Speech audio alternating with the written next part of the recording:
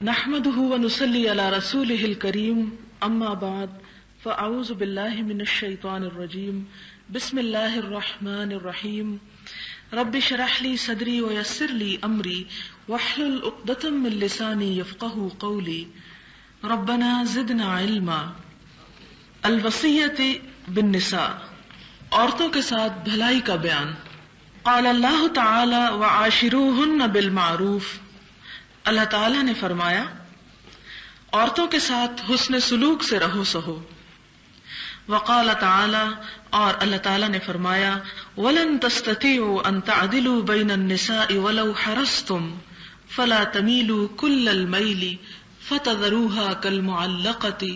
وَإِن تُصْلِحُوا وَتَتَّقُوا فَإِنَّ اللَّهَ كَانَ غَفُورًا رَحِيمًا. یہ بات تمہارے بس سے باہر ہے کہ تم سب بیویوں میں برابری برت سکو، اگرچہ تمہارا کتنا ہی دل چاہے. بس ایک ہی طرف اتنے مائل نہ ہو جاؤ کہ دوسری کو لٹکتی ہوئی چھوڑ دو. اور اگر باہم موافقت تم کرو اور اللہ سے ڈرتے رہو تو اللہ تعالیٰ بے شک معاف کرنے والا اور رحم فرمانے والا ہے. یہاں پر پہلی آیت میں تو بتایا گیا کہ عورتوں کے ساتھ حسن سلوک کرو، جبکہ دوسری آیت میں سورۃ النساء کی ہے، یہ بتایا گیا کہ اگر ایک شوہر کے پاس ایک سے زیادہ بیویاں ہیں تو وہ ہر چیز میں اگر عدل کرنا بھی چاہے تو وہ کر نہیں سکتا، کیونکہ پورے کا پورا عدل انسانی وسعت سے باہر ہے. انسان اپنے حد تک کوشش کر سکتا ہے، لیکن ضروری نہیں کہ اس کی یہ کوشش واقعی بارآور بھی ثابت ہو اور اس کے صحیح طور پر وہ سب کچھ کیا بھی جا سکتا ہو. اور خاص طور پر مادی معاملات میں، روپے پیسے کے معاملات میں، چیزوں کے معاملات میں تو پھر بھی عدل کیا جا سکتا ہے، لیکن انسان کے دلی جذبات اور احساسات کے بارے میں عدل کرنا ناممکن ہے. جیسا کہ آپ جانتے ہیں کہ اپنی اولاد کے بارے میں بھی عدل کا حکم دیا گیا. حضور صلی اللہ علیہ وسلم نے فرمایا سووا بین اولادکم فی العطیہ، اپنی اولاد میں تحفے تحائف دینے کے معاملے میں برابری اختیار کرو. وَلَوْ كُنْتُ مُفَضِّلًا أَحَدًا لَفَضَّلْتُ النِّسَاءَ، اگر میں کسی کو زیادہ دے سکتا ہوتا تو عورتوں کو ترجیح دیتا، لیکن اس کی مجھے اجازت نہیں دی گئی، لہٰذا تم برابر کا معاملہ کیا کرو. اس کے باوجود کہ آپ مادی معاملات میں برابری کرتے ہیں، لیکن دل کے جذبات اور احساسات اپنے بچوں کے بارے میں بھی ہر ایک سے مختلف ہوتے ہیں. کوئی اولاد میں سے ایک بچہ زیادہ پیارا ہوتا ہے، دوسرا نسبتاً کم ہوتا ہے، اور یہ جان بوجھ کر نہیں کیا جاتا اور نہ ہی اس کے بارے میں انسان کا کوئی بس چلتا ہے. اسی طرح جیسے اپنی اولاد کا کوئی دشمن نہیں ہوتا اور باوجود کوشش کے عدل نہیں کیا جا سکتا، یعنی جذبات کے معاملے میں، اسی طرح ایک سے زائد بیوی ہونے کے موقع پر بھی عدل جو ہے بالکل احساسات اور جذبات کا وہ انسانی حدود سے باہر ہے. لہذا یہاں پر انسانی فطرت کے اس کمزوری کو سمجھتے ہوئے یہ کہا گیا کہ اگر تم برابری پوری طرح نہ کر سکو تو کم از کم یہ ظلم مت کرو کہ ایک ہی کی طرف جھک جاؤ اور دوسری کو بالکل لٹکتا ہوا چھوڑ دو. لٹکتا ہوا سے مراد یہ ہے کہ نہ تو وہ اس گھر میں اس کے کوئی قدم جمے ہوئے ہوں، اس کی کوئی عزت کوئی ویلیو ہو، اور نہ ہی وہ اپنے والدین کے گھر جا سکتی ہو واپس، تو وہ عورت بیچ میں لٹک گئی کہ اس کا کوئی مقام اور کوئی ٹھکانہ نہیں. تو فرمایا ایسا سلوک نہ کرو. اور پھر کیا کرو؟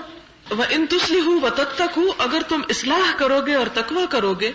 فَإِنَّ اللَّهَ كَانَ غَفُورًا رَحِيمًا، تو تمہاری اپنی طرف سے جو اصلاح کی کوشش ہوگی اور اپنی طرف سے جو مساوات کی کوشش ہوگی اور دل میں خدا کا خوف اور تقوی موجود ہوگا، تو اس تقوی کی وجہ سے اللہ تعالیٰ تمہاری بخشش کر دیں گے اور تمہارے گناہ کو معاف فرما دیں گے. پھر اس کے بعد احادیث نبوی ہیں. وعن ابی ہریرہ رضی اللہ عنہ قال قال رسول اللہ صلی اللہ علیہ وسلم استوصوا بالنساء خیرا فإن المرأة خلقت من ضلع وإن أعوج ما في الضلع أعلاه فإن ذهبت تقيمه كسرته وإن تركته لم يزل أعوجا فاستوصوا بالنساء متفق عليه. وفي رواية في الصحيحين المرأة كالضلع إن أقمتها كسرتها وإن استمتعت بها استمتعت بها وفيها عوج. وفي رواية لمسلم إن المرأة خلقت من ضلع لن تستقيم لك على طريقة فإن استمتعت بها استمتعت بها وفيها عوج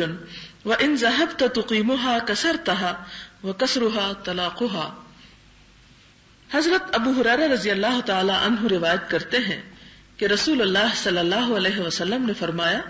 کہ عورتوں سے اچھے سلوک سے پیش آیا کرو، کیونکہ عورت کی تخلیق پسلی سے ہوئی ہے، پسلیوں میں اوپر کی پسلی کچھ زیادہ ہی ٹیڑھی ہے، اسے سیدھا کرو گے تو وہ ٹوٹ جائے گی، اگر چھوڑ دو گے تو وہ کج ہی رہے گی، ٹیڑھی ہی رہے گی، پس عورتوں سے بھلائی کرو، کجی دور کرنے کی فکر میں نہ گھلو کہ یہ اس کی فطرت ہے جسے تم بدل نہیں سکتے۔ بخاری اور مسلم کی ایک روایت میں یوں ہے کہ عورت کی مثال پسلی کی سی ہے، اگر تم اسے سیدھی کرنے کی کوشش کرو گے تو اسے توڑ بیٹھو گے، اگر تم اس سے کام نکالنا چاہو تو اس کج حالت میں رکھ کر ہی فائدہ اٹھا لو۔ مسلم کی ایک روایت میں یوں ہے کہ عورت پسلی سے پیدا کی گئی ہے، وہ تمہارے لیے سیدھی نہیں ہو سکتی، لہذا تم اس سے فائدہ اٹھانا چاہو تو اس کی کجی سے قطع نظر فائدہ اٹھا لو، اگر تم اسے سیدھی کرنے کی تگ و دو میں لگے رہو گے تو اسے توڑ ڈالو گے، اور اس کو توڑنا اس کو طلاق دینا ہے۔ اس حدیث کا مطلب آپ یوں سمجھ سکتے ہیں کہ جیسا کہ آپ جانتے ہیں کہ بنیادی طور پر مرد کو اللہ تعالیٰ نے عقل زیادہ دی ہے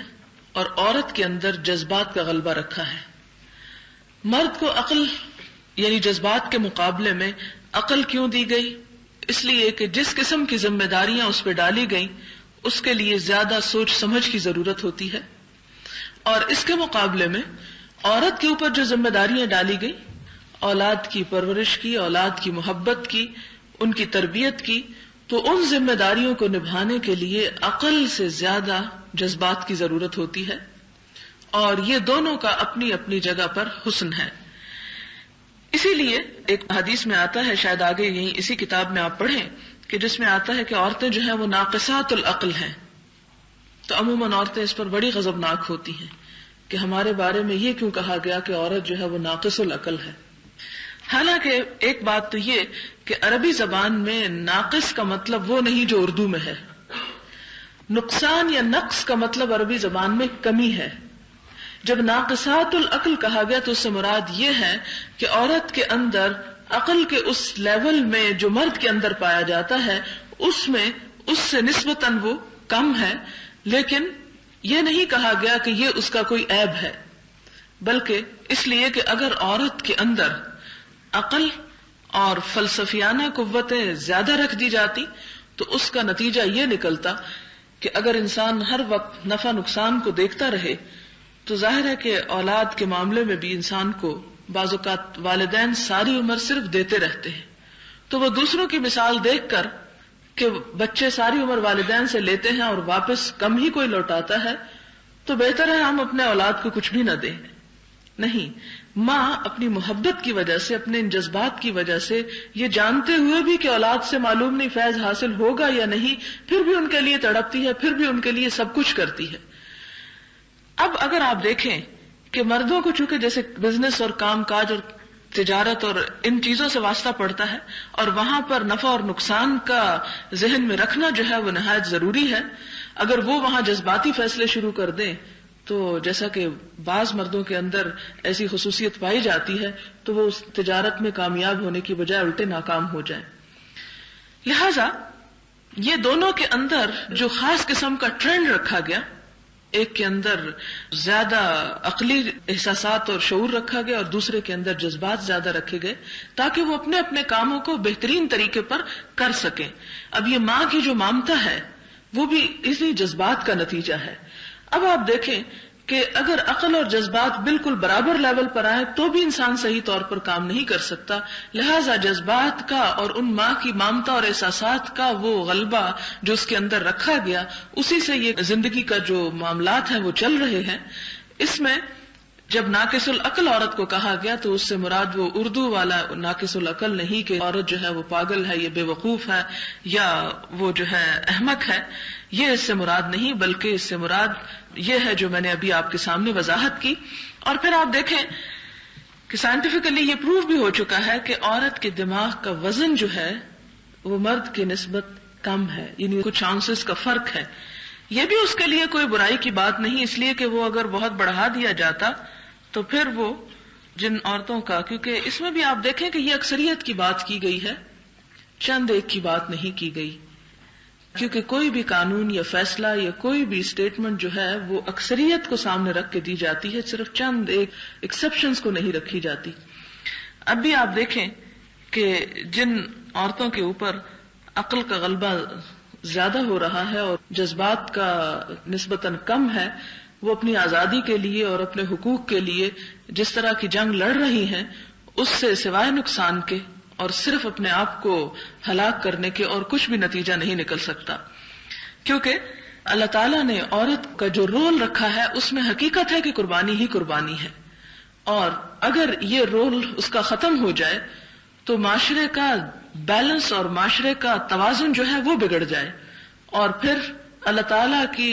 جو حکمتیں ہیں ان دونوں کو مختلف طرح پیدا کرنے کی اور زندگی کا نظام چلانے کی، وہ ہو نہ سکے. اور اس میں آپ دیکھیں کہ جس طرح اب یہ نعرے لگائے جاتے ہیں اور کہا جاتا ہے کہ مرد بچے کیوں نہیں پیدا کرتے، اور مرد بچوں کی پرورش کیوں نہیں کرتے، اور مرد کیوں نہیں عورت کے جو کام ہیں ان کے اندر اسی طرح ہاتھ کیوں نہیں بٹاتے، جبکہ عورت جو ہے وہ مردوں جیسے کام کرتی ہے. پہلی بات تو یہ ہے کہ عورت کو اللہ تعالیٰ نے کہیں ذمہ داری نہیں دی، کوئی بوجھ نہیں ڈالا، اسے کوئی مجبور نہیں کیا کہ وہ گھر سے باہر نکلے اور مردوں کے سے کام کرے. عورت کو اللہ تعالیٰ نے بہت عزت دی،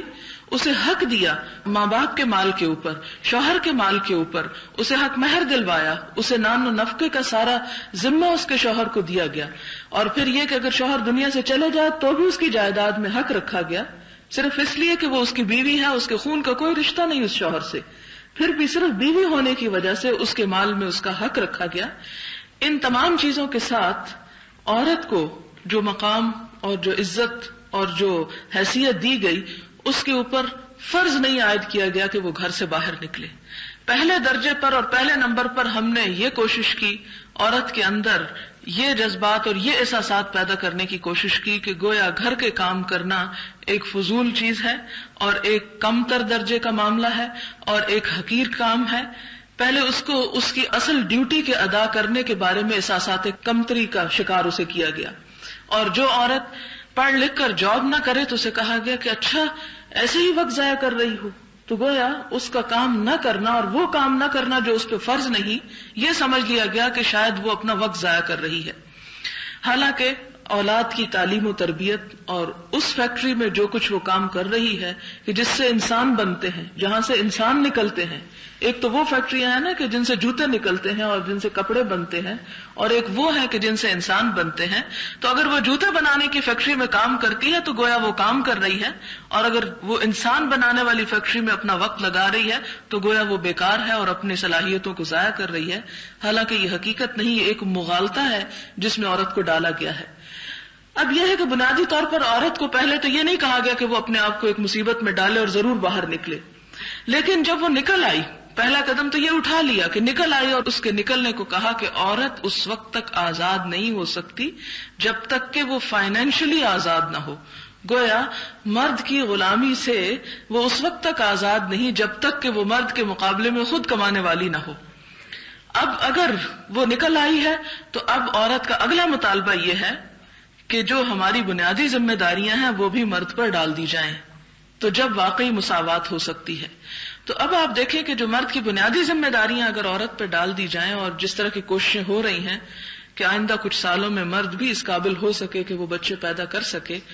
تو یہ سراسر وہی چیز ہے کہ جس کے بارے میں شیطان نے انسان کے خلاف جو چیلنج کیا تھا اور یہ دعویٰ کیا تھا کہ میں ان کے دائیں طرف سے آؤں گا، بائیں طرف سے آؤں گا، سامنے سے آؤں گا، پیچھے سے آؤں گا، پھر انہیں ضرور بھٹکاؤں گا، میں انہیں ضرور حکم دوں گا، پھر وہ اللہ کی خلق کو، اللہ کے نظام کو تبدیل کر کے چھوڑیں گے. یعنی وہ جو ذمہ داریوں کی تقسیم اللہ تعالیٰ نے انسان کے بھلے کے لیے کر دی، اس کو وہ بدل ڈالیں گے. اور جب انسان فطرت کے کاموں میں دخل اندازی کرتا ہے تو سوائے اپنے نقصان کے اور کچھ نہیں کرتا. اب یہاں پر جو چیز بتائی گئی وہ بھی اس میں یعنی ٹیڑھی پسلی سے، یہ اصل میں مرد کو یہ بتایا گیا کہ تم جس طرح سوچتے ہو ہر چیز 2 اور 2 4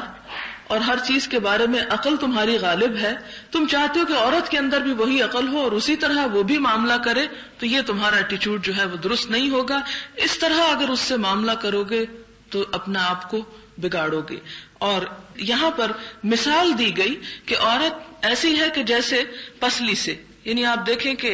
پسلی کی جو تخلیق ہے اس میں ٹیڑھا پن ہے. یہ ٹیڑھا پن کوئی گمراہی نہیں کہا گیا، یہاں صرف بتایا گیا کہ جس طرح ایک چیز مڑی ہوئی ہوتی ہے تو یہ مڑی ہوئی بھی ہے اور خوب مڑی ہوئی ہے، سختی کے ساتھ مڑی ہوئی ہے، یعنی اسے گویا بنایا ہی اللہ تعالیٰ نے اس طرح ہے. یہ نہیں کہ نعوذ باللہ ذلیل و رسوا کیا ہے اور اس کی کوئی حقارت ہے، نہیں، اس کی تخلیق اس طرح ہوئی ہے. اس کے اندر کچھ چیزوں کے بارے میں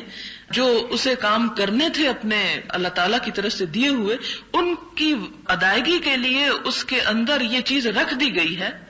لہذا اگر تم اسے اپنے ذہن کی طرح اور اپنے جیسے مرد کے ساتھ معاملہ کرتا ہے وہ کرنے کی کوشش کرو گے تو اس کا فائدہ کچھ نہیں ہوگا، وہ ٹوٹ جائے گی. اور اگر تم اس کے یعنی اس ٹیڑھے پن کے ساتھ اس کی اس نیچر کو سمجھتے ہوئے کہ وہ بعض معاملات میں ہٹ دھرم ہے، وہ خوب پختہ مزاج ہے، جہاں پر اسے جو اپنی بات منوانی ہو یا جو کام کرنا ہو تو اس کی اس نیچر کو سمجھ جاؤ گے. اور پھر آپ دیکھیں کہ عموماً انسان جہاں عقل سے کام لیتا ہے وہاں اس میں جب عقل سے کوئی بات سمجھ میں آ جاتی تو نرمی بھی اس میں آ جاتی ہے، لچک آ جاتی ہے. لیکن جہاں صرف جذبات کا معاملہ ہو وہاں آپ دیکھیں اپنے آپ کو بھی رکھ کے کہ جہاں صرف جذبات کا فیصلہ ہو وہاں انسان عقل سے سمجھ بھی رہا ہو کہ یہ معاملہ نقصان دہ ہے اور خراب ہے، لیکن انسان اس کو پھر انا کا مسئلہ بنا لیتا ہے اور اس پر پھر اس طرح ڈٹ جاتا ہے کہ ساری دنیا بدل جائے، لیکن وہ نہیں بدلتا. تو اس لیے شوہر کو یا ایک مرد کو عورت کی فطرت سمجھانے کی کوشش کی جا رہی ہے تاکہ وہ اس کے ساتھ صحیح طور پر معاملہ کر سکے. یہ اگر عورت کہے کہ اچھا میں پھر ٹیڑھی پسلی سے بنی ہوں تو اس میں عورت کا بھلا کیا قصور ہے؟ عورت نے اپنے آپ کو خود تو نہیں بنایا، یہ تو اس کا بنانے والا اس کا رب ہے. اب اگر کوئی عورت اس پر غضبناک ہوتی ہے تو وہ کس پہ غضبناک ہو رہی ہے؟ نعوذ باللہ اللہ تعالیٰ پر، بنانے والے پر. اور بنانے والے نے کیوں ایسا بنایا؟ اس نے ہر چیز کو پوری حکمت اور تدبیر کے ساتھ بنایا، اس کے بنانے میں کوئی بھی کجی نہیں. جیسے کہ وہ آتا ہے نا کہ اللہ تعالیٰ فرماتے ہیں فارجع البصر هل ترى من فطور، تم اپنی نگاہ پلٹا کے دیکھو کیا تمہیں کوئی رخنا نظر آتا ہے، یعنی آسمان کی طرف. ثم ارجع البصر کرتين ينقلب اليك البصر خاسئا وهو حسير، کہ تمہاری نگاہ تھک کر نامراد پلٹ آئے گی لیکن تمہیں رحمان کی تخلیق میں کسی قسم کا کوئی خلل، کوئی کجی اور کسی قسم کی کوئی بھی خرابی نہ پاؤ گے. تو عورت کو اگر اس نے ٹیڑھی پسلی سے پیدا کیا تو رحمان نے خود اس کو پیدا کیا، اور اس پیدائش میں کوئی بھی تم ٹیڑھا پن نہ پاؤ گے یا وہ خرابی نہ پاؤ گے. یہ ایسا پیدا کرنا کسی خرابی کا سبب نہیں، کسی گمراہی کا سبب نہیں، اس کے لیے کسی احساس کمتری کا سبب نہیں، کسی برائی کا سبب نہیں. ایسا ہونا اس کے لیے باعث اعزاز ہے، افتخار ہے. اب کائنات میں اور بہت سی چیزوں کو آپ دیکھیں، کچھ درخت ایسے ہیں کہ جن کو بالکل سٹریٹ پیدا کیا گیا، کچھ کی شاخیں ایسی ہیں کہ جو اٹھتی ہیں اور نیچے کو آ جاتی ہیں. اب آپ دیکھیں کہ جہاں سرف کے درخت میں اس کے سیدھے ہونے کی وجہ سے ایک حسن ہے، اسی طرح ان درختوں کے اندر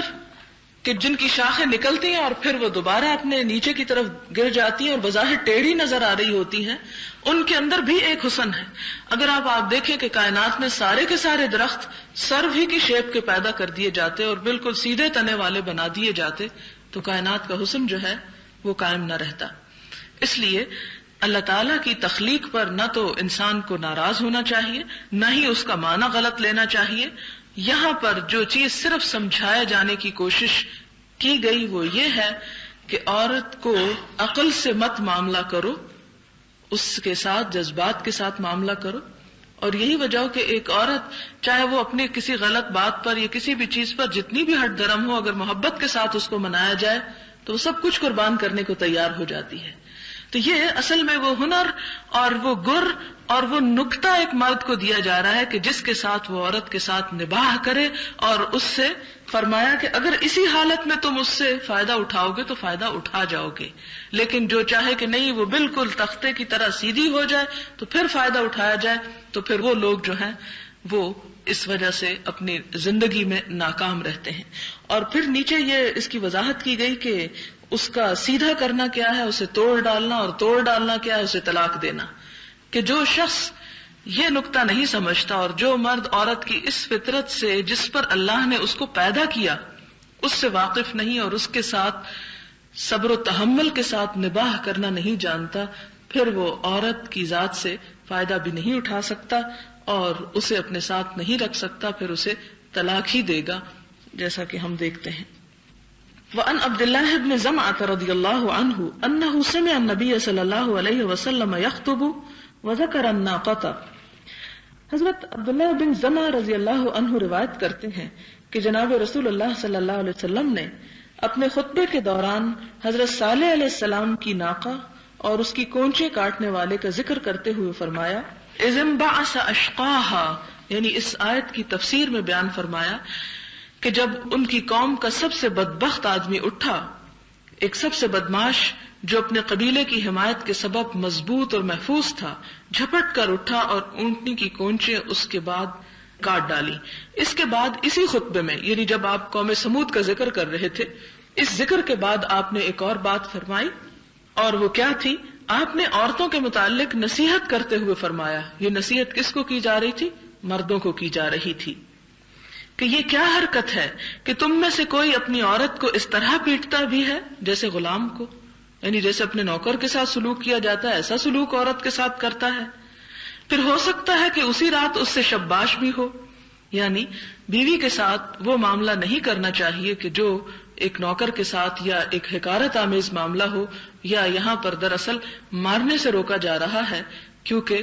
وہ تمہارے کاؤنٹر پارٹ ہیں، تمہارے ہی جیسی ہیں، انسانیت کا دوسرا رخ ہیں۔ تم ان کے ساتھ اگر معاملہ کرو اور کوئی چیز ان کی ناپسند آئے، تو کہ مرد کو اللہ تعالیٰ نے جسمانی طور پر طاقت اور قوت دے رکھی ہے، تو وہ روکا جا رہا ہے کہ اپنے